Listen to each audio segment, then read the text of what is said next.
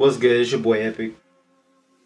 And I've been trying to create videos for the past, I don't know, week or so. I've been working a lot with my bro Curtis King, and he's really influenced me to create more content, put out content for artists and producers. And to be honest, I've been struggling with creating content, genuine content for you guys. I had a conversation with them not too long ago, probably like 2 days ago, talking about pretty much stopping making music, and it's something I've been struggling with for about, I don't know, 3 years now, 4 years now, ever since like 2014. Like, I have one of the best years financially, at least, not personally, but financially, in like 2014, 2015, and ever since then, when the business side really collided with the music side, I've been struggling with both, because, and I put a tweet out, and I'll put the tweet over here or something like that, yesterday, talking about how music and business, they contrast a lot. And for some reason, I just haven't been able to catch the rhythm of both. And it's made me want to quit music. And honestly, when I think about it, like 1 second I want to quit music, the next second I don't want to quit music. Then the next second I'm just like, I gotta go full force with the business, and then I want to get creative, and it's just like this constant push and pull that it just gets on my nerves. And I think what happens is, the older that you get, the closer that you get to this 30 range, or when you get past, I'm 32 now. When you get past this 30 range and things don't go how you want it to, you start to look backward at all the mistakes that you made. You start to look backward at everything that you could have done and should have done.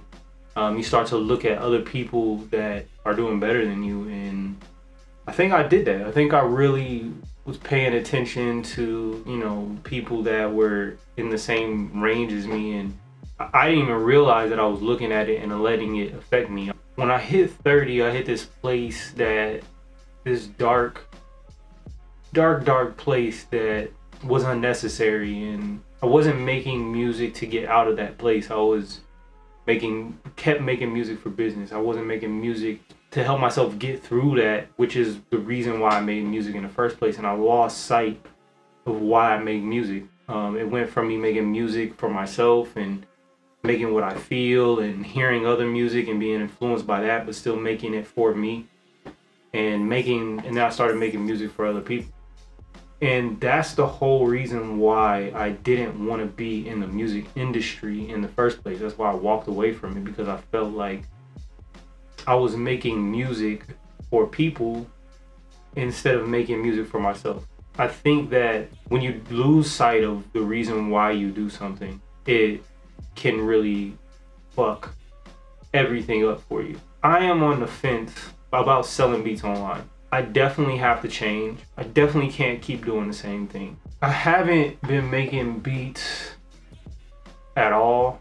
Here and there, maybe like twice a month, like barely creating. For some reason, that is really problem for me. Like, I don't really like it. Like, I want to stop making music, like I said, but then when I stop making music, it's like the expectations of me is to create music, and that pulls me. And then the side of me that's kind of like, fuck you, is like, pulls me back to where I don't want to make music. Then I'm like, I stop making music, and then I get into a place where I feel like I have to express myself, so I start making music again. And it's just constant push and pull that's created stress and anxiety and all kind of other things. And taking the joy out of creation, taking the joy out of this business for me. And I have a particular hatred. Like, I've had this attitude of disliking producers for a long time, and that's why I haven't done videos for producers. That's why I stopped doing tutorials. I never really make content for artists and producers in general. And just me being able to get on here and express this type of thing and talk to other producers and artists about it, I think that'll help me push through it. Because I'm sure there's somebody out there that's like me, you know, maybe they haven't done the things that I've done, but they just feel the same way. And when I have a problem, one thing that hasn't changed, no matter what, whether I'm doing music, whether I'm doing business, whether I'm in a relationship, anything in the world, I have a problem, my first thing is like, all right, how can I solve it? I don't blame anybody. I don't cry over it. I'm like, all right, cool, how can I solve it? So what I'm thinking about doing is taking the rest of the year, creating as much as I can, putting out the content, creating videos for it, putting out putting out more business stuff, 10xing everything that hold on, I'll be right back. I'm gonna 10x. If you haven't read this book by Grant Cardone, if you haven't read this, it's an amazing book. I'll put a link to it down in the description. I'm gonna 10x everything. So I'm gonna output a bunch of videos, bunch of content. I'm gonna put out a bunch of beats. I'm also gonna work with other producers and put their beats out on my website. Also via the stuff that me and Curtis King are doing, and see how I feel. One thing that I've learned in business is that you don't always enjoy doing what you do. It's not something that you always are gonna like. It's something that is there to challenge you, and you have to deal with the discomfort and the dislike and change and maneuver through it.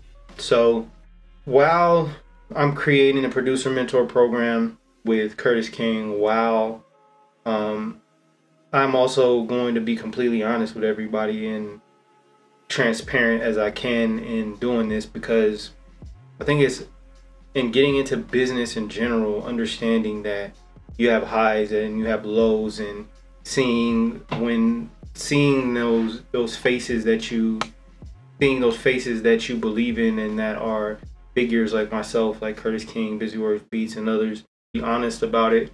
I think it's important. It's time to grind out. I'll let y'all later. Peace.